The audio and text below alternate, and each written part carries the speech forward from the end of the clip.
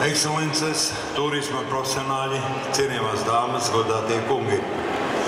Šodien Ķīpsalā sākas Baltijā vērienīgākais turisma notikums.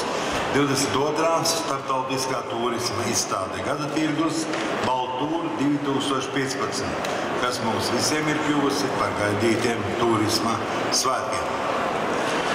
Dear Excellencies, dear industry professionals, dear ladies and gentlemen, today Ķīpsala welcomes the biggest tourism event in the Baltic countries, the 22nd International Tourism Trade Fair, Baltūr 2015, which has over the years become one of the most awaited and coveted tourism events. Kā pirmajai dod vārdu izstādes rīkotājiem, Latvijas turisma aģentu un operatoru asociācijas prezidentei Kitijai Gitendorfai. Ladies and gentlemen, now it's my honor to turn the floor to Kitija Gitendorfa, the president of the Latvian Association of Travel Agents and Operators. Milzīgs gandarījums jau 22. reizi jūs sveikt Baltūr 2015. Ja mēs skatāmies cauri šiem gadiem, mēs esam bijuši sākuši no mazas izstādes, bijuši lieli, bijuši vienā zālē, divās zālēs. Un ja mēs skatāmies apkārt, mēs redzam, ka mēs esam izauguši, mēs mēģinām aizraut ar saviem stāstiem, ar savu iedvesmu ceļotājus. And I'm honored to welcome you for the 22nd time to the Baltūr exhibition this year. It is the Baltūr 2015, and we've been browsing through our memories, and we were trying to remember how we started out, and we actually started out quite small, then we grew, became bigger, and we managed to promote ourselves from one hall to 2 halls. And if you look around, you can see how much we've grown, how much we have matured, and we are very happy to bring to you the different operators that give very interesting, enchanting stories to all those who are looking for the traveling possibilities, to all the travelers.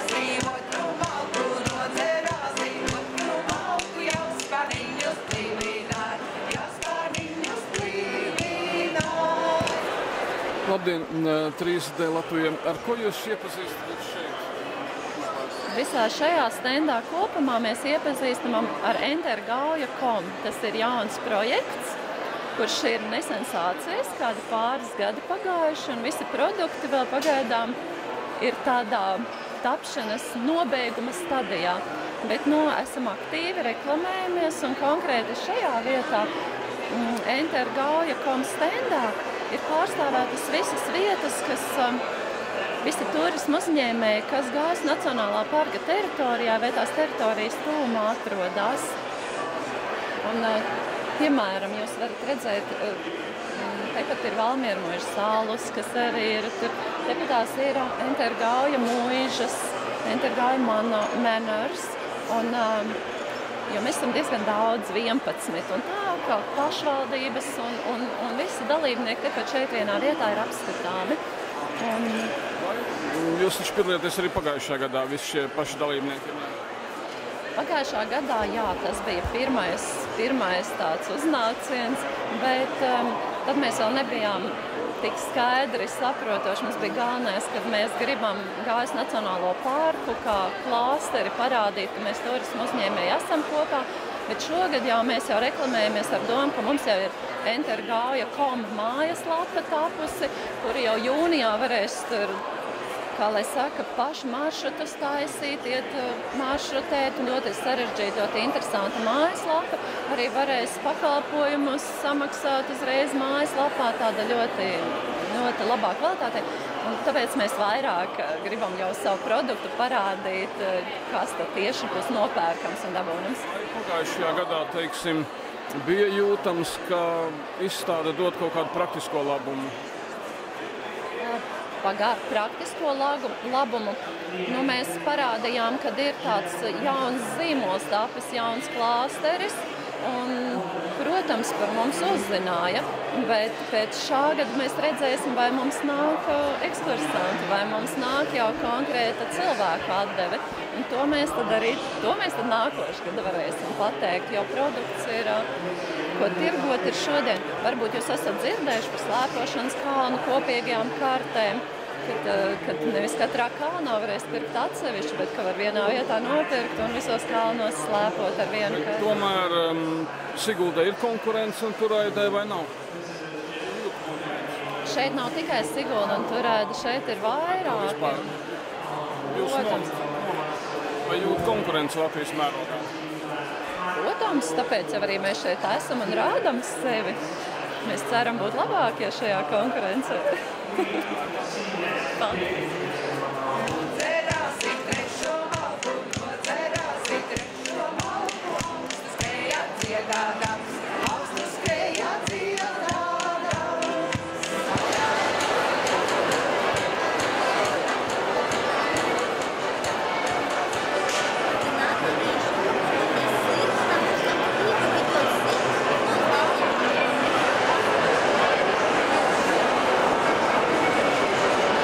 Mēs skatāmies uz jūsu formām un domājam, vai mēs esam apmaldījušies, vai mēs neesam apmaldījušies. Vai jūs aģitējat par neatkarīgu kādu republiku, ja par kaut ko citu? Nē, mēs aģitējam braukt uz pasaules skaistāko vietu, kur ir skarbs valdzinājums un valdzinošs skarbums. Un tas nav nemaz tik tālu. Tā ir vieta, kas sit pušu Rīgu visādā veidā. Kāpēc? Pirmkārt, vai pie Rīgas ir jūra? Nav jūra. Pie Rīgas ir līdzs. Pie mums jūra ir. Rīgā ir viena osta. Mums cik daudz rēķinam, skaitam. Tirzniecības osta, zvejas osta, jahtu osta, brīvosta, ziemas osta un pats galvenais karosta. Nu, redzu, mēs esam karosta. Un aicinām pie mums ciemos. Stāsta leģendas, ka karostā varot ieslodzīt cietumā. Nē, tās jau būs salds meli. Nav nekas tāds. Nē, tās ir rietumu propagandas izdomājums. Imperiālisti izdomājuši.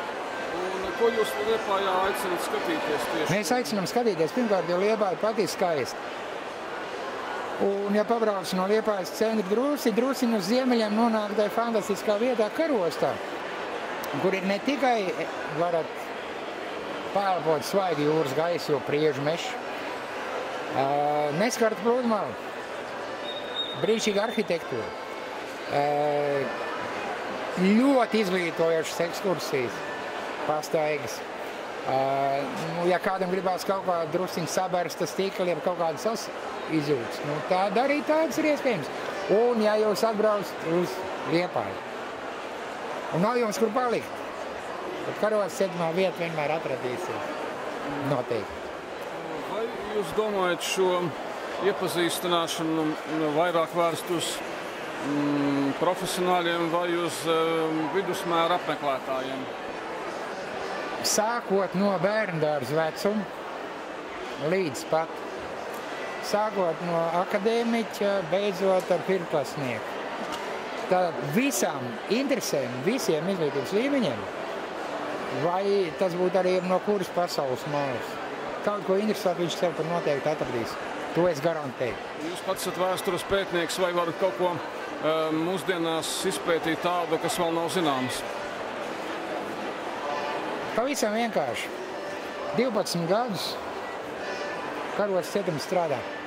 12 gadus es darbojos. Katru dienu es esmu Karostā. Bet katru reizi, kad es izbraucu kādu mazu līkumu, aizēju kādu līkumu ar kājām, es katru reizi ieraugu kaut ko jaunu, ko es līdz šim neesmu redzējis. Un es tur esmu katru dienu. Tā kā tā ir viela pārdomām. Un, protams, uz priekšu arvien vairāk interesanti mēs uzzinām.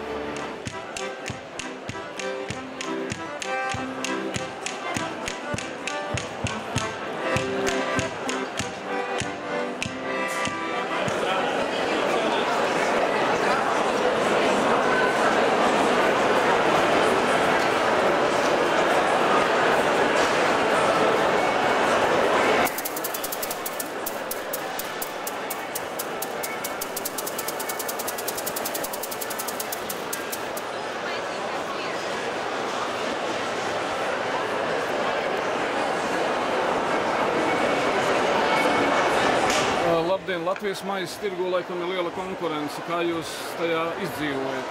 Es izdzīvoju, jo es dzīvoju Latgalē, un Latgalē ir parasti tradicionālās maizes. Rudzu, sālskābā tāds, bet es ar savu neparasto maizi, ar saulē kaltētiem tomātiem, ķirbju maizi, ar olīvām. Nu tā, jā. Vai tas nav dārgāk? Ir dārgāk, protams, bet ir bioloģiskie milti, un tas, kas grib ēst labu maizīti, tas, protams, iet un pērš. Vai tas nozīmē, ka agri no rīta jāceļās, lai jau maize būtu dienas vidū uz galda? Jā, bet nav jāguļ vakarā, bet agri jāceļās un maizīte ir gatava. Un tā kā maizīte, lai tas maizīti tiktu, es pie sevis rīkoju vēlās brokastis, brančus, tā kā Rīgā. Vienreiz mēnesī tad brauc rīdznieki arī ciemos, un ir klāts brokastu galds, kur ir mana maizīte, kokas un viss pārējais. Visi Latgales lauku labumi ir manā galdā.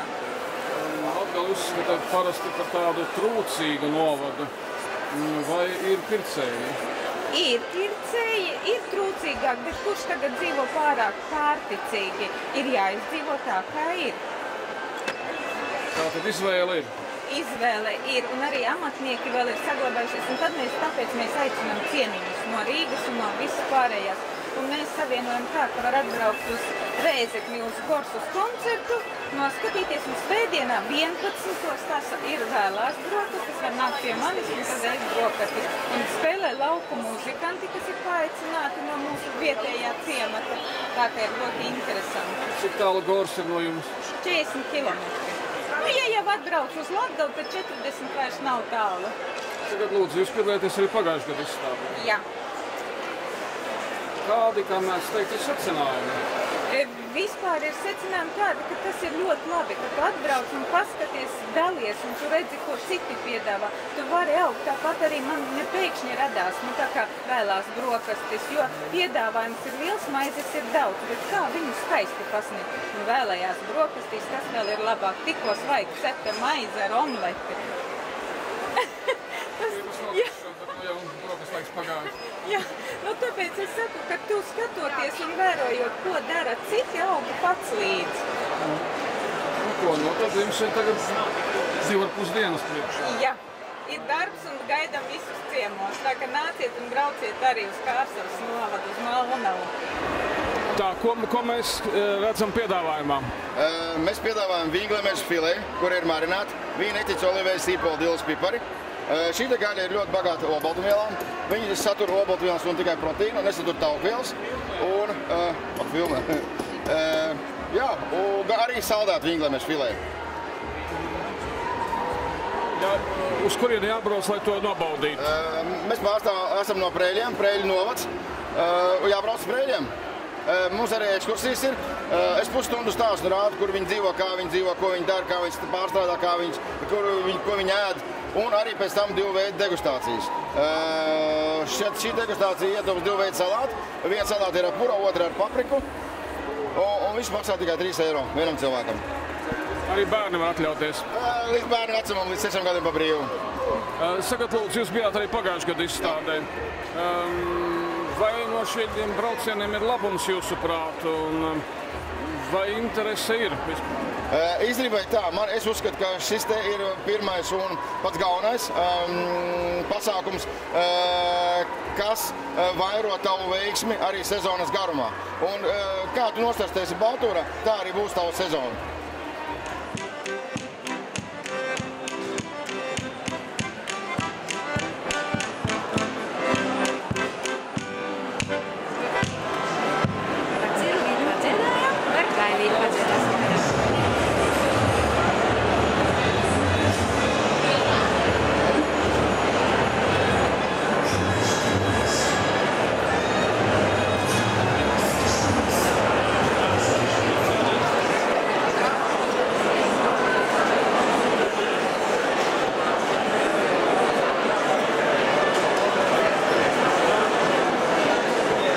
Gadā mēs tikāmies ar šo uzņēmēju, kas parāda dinozaurus. Un viņš nedaudz pastāstīs par sevi un vai šeit Baltūrā ir jēgas atrasties. себя, и видно, здесь находиться или нет. Мы представляем парк динозавров, который самый крупнейший парк Прибалтики. У нас в парке стоит свыше 40 динозавров настоящей величины. Один динозавр приехал и на выставку, стоит здесь, показывается. А про выставку могу сказать, по прошлому году мы очень довольны этой выставкой. Посетителей из Латвии очень много. Где-то 45-50% всего парка посетителей было из Латвии. Так что мы очень рады. Так что выставка дается о себе знать. Так что. Где находитесь? Вы находимся рядом с Клайпедой, Литве, 7 километров. Да. И наш телефон 370-685-11768. И интернет-веб-сайт есть? Интернет-сайт dinoparkas.lt.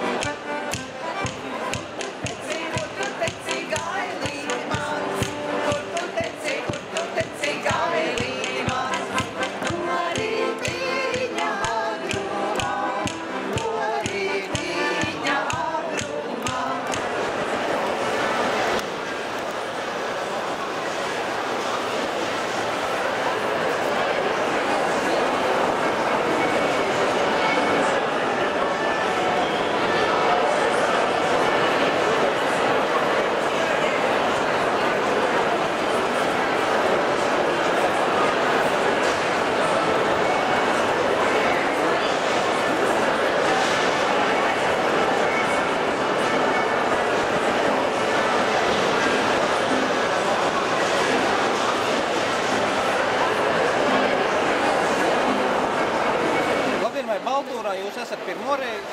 Baltūrā mēs piedalāmies katru gadu, un šis jau ir kāds 5. pasākums pēc kārtas, kurā Sixt piedalās ar savu stendu. Jūs piedalāties katru reizi ar automašīnu un velosipēdu vai kaut kas ar vēl cits jums? Velosipēdi mums ir tikai 2. gadu, bet automašīnas tas ir mūsu pamat bizness, un tas arī ir katru gadu un regulāri. Katru gadu izliekam kaut ko citu un jaunu, kas Latvijā ir parādījies. Kāda rezonanse no pagājušajiem gadiem piedaloties šai izstādē? Protams, mēs esam ieguvuši daudz jaunus klientus. Viņi nāk pie mums un iepazīstās, jo auto noma dažreiz liekas sveša, bet saņemot dažādas piedāvājumus no mums, tad arī cilvēki nāk, domā, brauc uz ārzemēm, arī tur nomā. Pats galvenais, ar ko jūs atšķiraties no citām nomām? Šogad mēs esam palaiduši jaunu projektu elektrisko automašīnu nomu. Šādi mēs esam pirmie Latvijā no starptautiskiem uzņēmumiem, kas nodarbojas ar elektriskajām mašīnām. Ja es dzīvoju, pieņemsim, Daugavpilī, vai tur tāds jūs pakalpojums arī sniedzat Daugavpilī? Daugavpilī ar elektrisko mašīnu būs švakāk. Tātad elektriskā mašīna šobrīd ir vairāk paredzēta Rīgai, Jūrmalai, tālākais Sigulda, Ogre. Ja es, pieņemsim, vēlos kaut kur citur uzlādēt savu mašīnu, jo man beidzās elektrība, kā man rīkoties? Numur 1 skatāmies, vai nav kaut kāda publiskā uzlāde blakus, kas Latvijā un Rīgā jau ir tāda parādījušās. Ja tādas nav, tad, protams, no parastā elektriskā tīkla var uzlādēt automašīnu. Cik tālu es ar šādu mašīnu nobraukšu? Ikdienā tā ir aptuveni 130 km no vienas uzlādes reizes. Cik ilgi man būs jālādē savā galapunktā, lai atgrieztos atpakaļ? Ātrās uzlādes, kuras ir pieejamas Rīgā šobrīd 2, tur var uzlādēties pusstundas laikā. Ja no mājas kontakta, tām jārēķinās ar 8 stundām.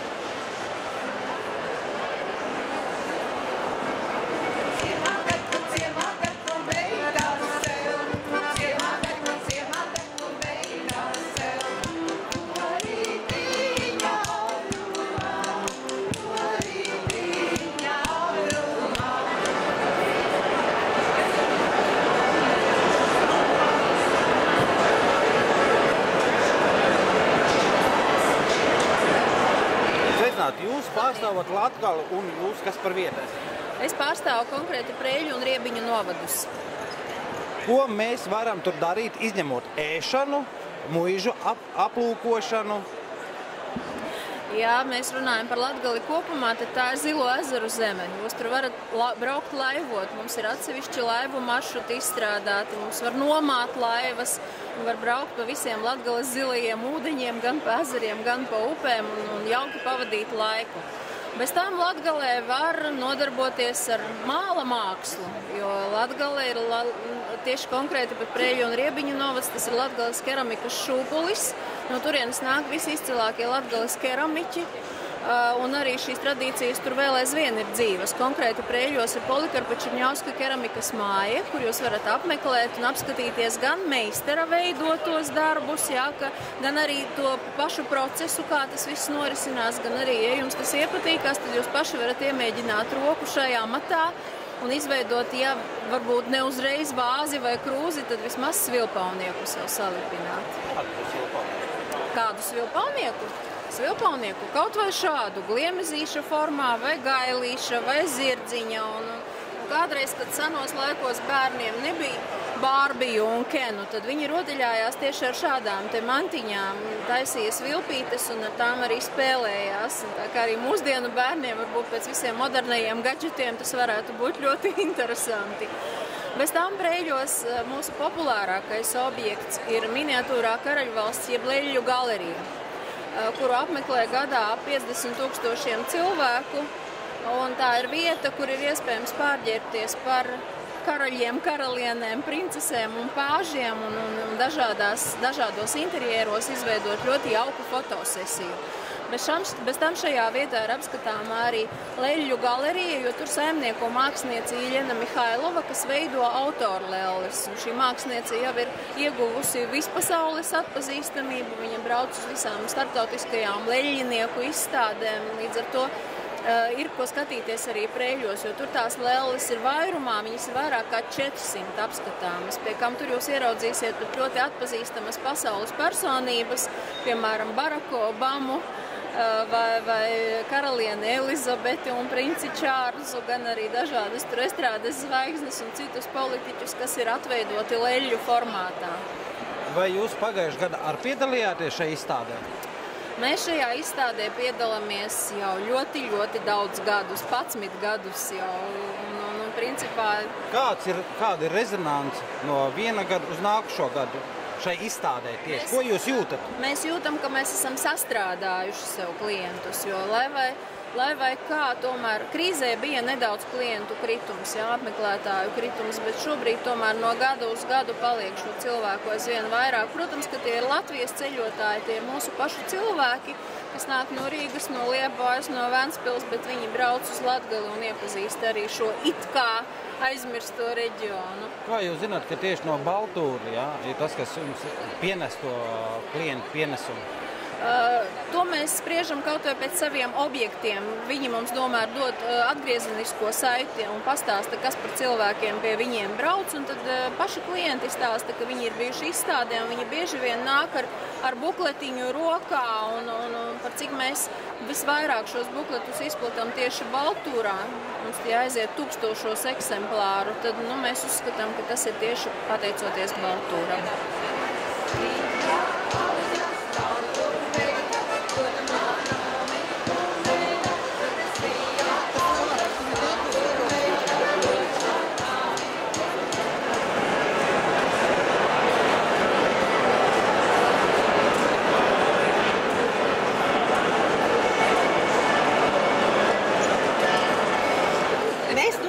Kontaktus ar Rīgas pašvaldības policijas turisma nodaļu, ar ko mums varbūt iznāk sadarboties, lūgt palīdzību.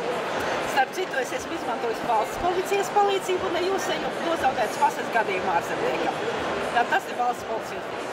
Man sauc Vitālijs, es vadu pašvaldības policijas turisma nodaļu. Kāda atšķirība starp policiju un turismu policiju?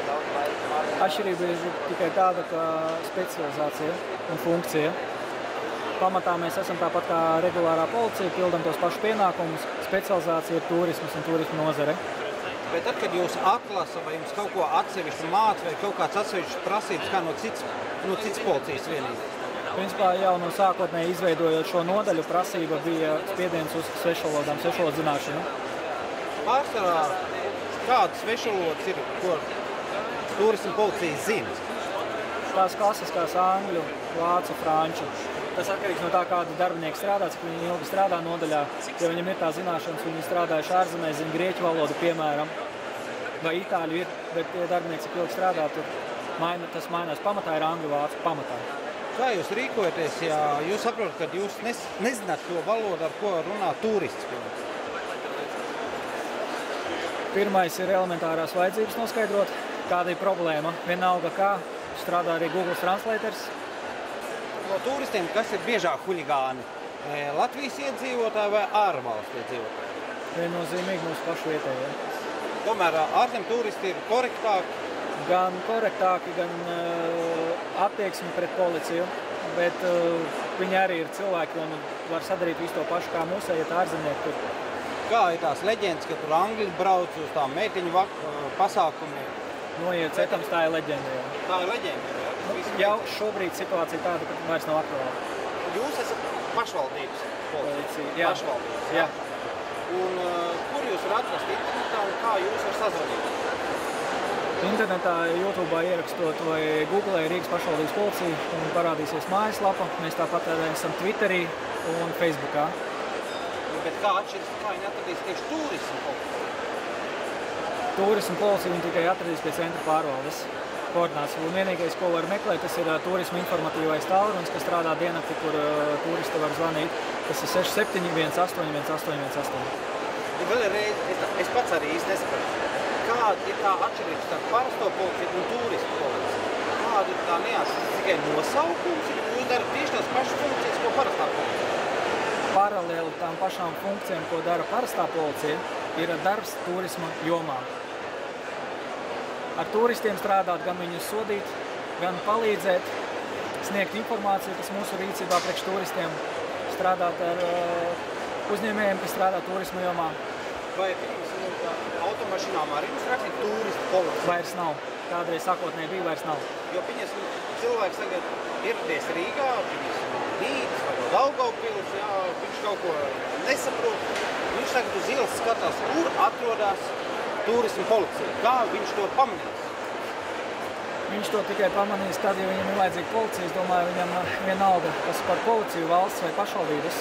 Viņš redzēs policistu, viņš šeit klāt prasīs. Un tālāk noskaidrojot viņa vajadzības, būs vajadzīga turismu nodaļas tieši specializēta palīdzība, tiks izsaukti turismu nodaļas darbinieki. What kind is difference between tourist police or Riga police?